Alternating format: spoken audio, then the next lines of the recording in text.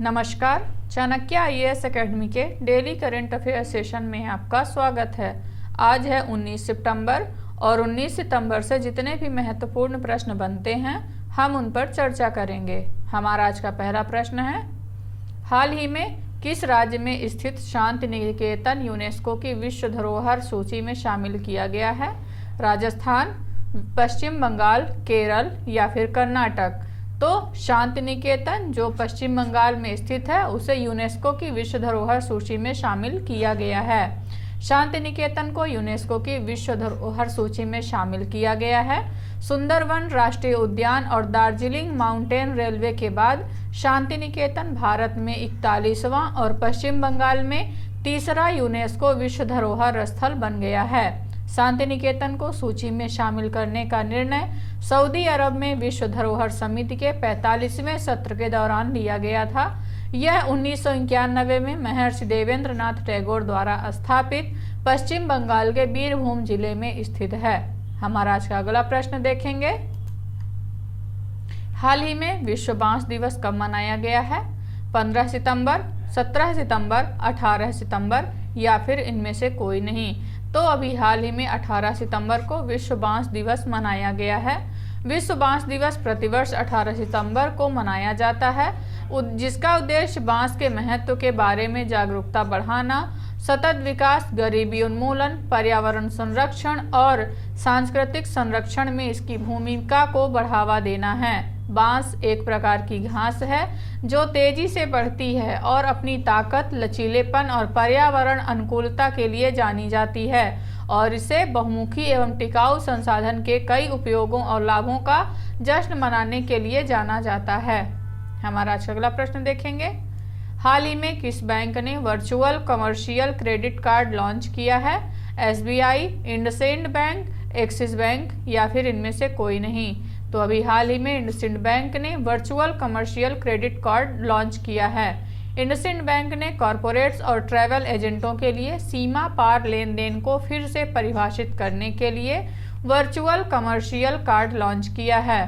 Visa के साथ गठजोड़ में इसमें सुरक्षा की अतिरिक्त परतें हैं जो उपयोगकर्ताओं को उनके अंतर्राष्ट्रीय खर्चों पर नियंत्रण प्रदान करती हैं, जिससे यह ग्राहकों के लिए एक सुरक्षित और परेशानी मुक्त अनुभव बन जाता है। उपयोगकर्ता विदेशी मूल्य वर्ग की मुद्राओं में भी वर्चुअल कार्ड तैयार कर सकते हैं, मूल कार्ड नंबर की सुरक्षा कर सकते हैं, लेन देन के लिए अत्यधिक सुरक्षा सुनिश्चित कर सकते हैं। हमारा अगला प्रश्न देखेंगे, हाल ही में किस राज्य सरकार ने ई भूमि पोर्टल लॉन्च किया है? राजस्थान, मध्य प्रदेश, हरियाणा या फिर उत्तर प्रदेश?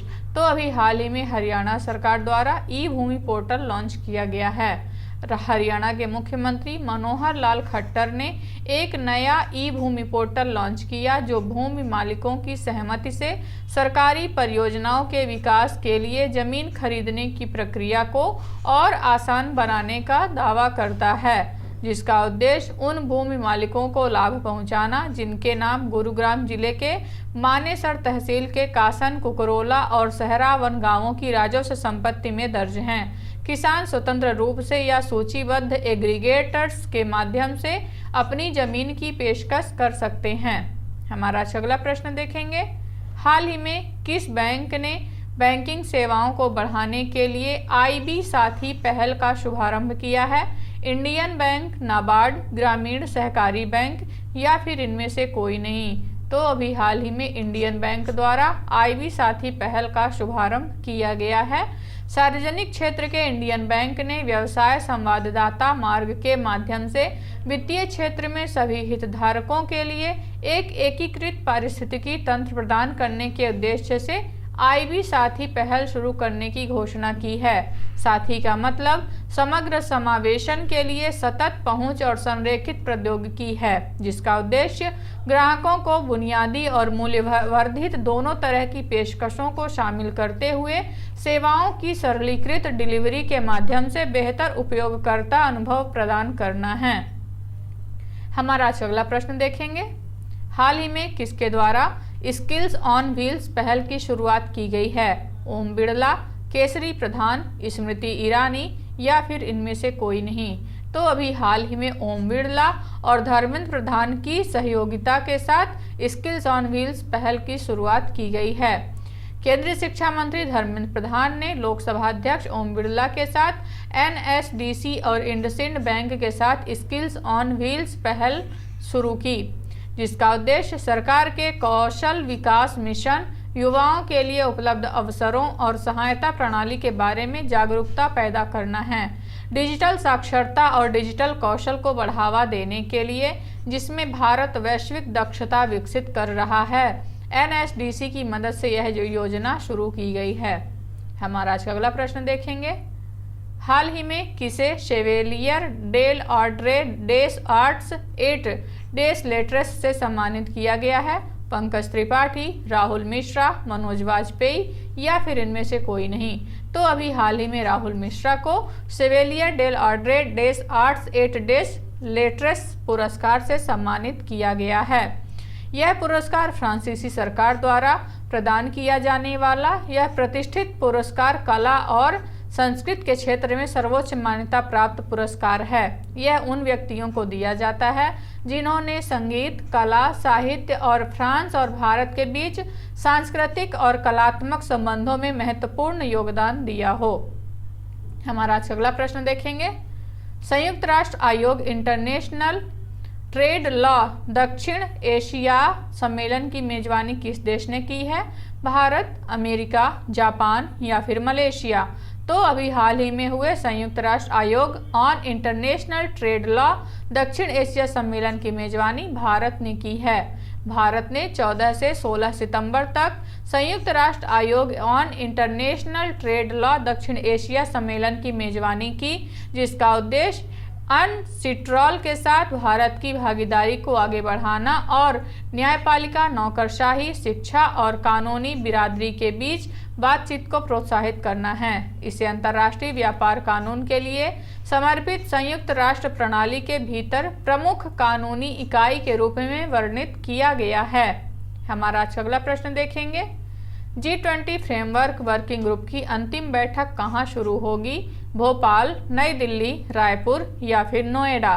तो अभी G20 फ्रेमवर्क वर्किंग ग्रुप की अंतिम बैठक रायपुर में शुरू हो चुकी है। भारतीय G20 प्रेसिडेंसी के तहत G20 framework working group FWG की चौथी और अंतिम बैठक रायपुर में शुरू हुई है, जिसका उद्देश्य प्रमुख व्यापक आर्थिक मुद्दों पर नवीनतम वैश्विक आर्थिक दृष्टिकोण और नीति मार्गदर्शन पर चर्चा की सुविधा प्रदान करना है। आरबीआई जनभागीदारी कार्यक्रमों की एक श्रृंखला की मेजबानी करेगा, जिसमें डिजिटल बैंकिंग और वित्तीय समावेशन, वित्तीय साक्षरता कार्यक्रम, G20 जागरूकता कार्यक्रम, एक पेंटिंग प्रतियोगिता और एक नारा लेखन प्रतियोगिता पर पैनल चर्चा शामिल है। हमारा अगला प्रश्न देखेंगे। सरकार द्वारा शुरू किए गए विश्वकर्मा योजना के तहत ऋण के लिए कितने प्रतिशत सब्सिडी की पेशकश की गई है? 5%, 6%, 7% या फिर 8%?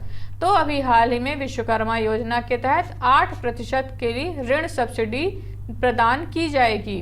प्रधानमंत्री नरेंद्र मोदी द्वारा शुरू की गई पीएम विश्वकर्मा योजना के तहत कारीगरों को दिए जाने वाले ऋण पर सरकार 8% तक की सब्सिडी देगी, जिसका उद्देश्य देश भर के ग्रामीण और शहरी क्षेत्रों के कारीगरों और शिल्पकारों को आर्थिक रूप से समर्थन देना और स्थानीय उत्पादों के माध्यम से सदियों पुरानी परंपरा, संस्कृति और विविध विरासत को जीवित और समृद्ध रखना है। तो ये रहे आज के हमारे कुछ महत्वपूर्ण प्रश्न। आशा करते हैं चाणक्य आईएएस एकेडमी द्वारा चलाया जा रहा करंट अफेयर सेशन आपको पसंद आ रहा होगा। हमारे ऐसे और भी कंटेंट से जुड़ने के लिए चैनल को सब्सक्राइब करें और बेल आइकन दबाना न भूलें। धन्यवाद।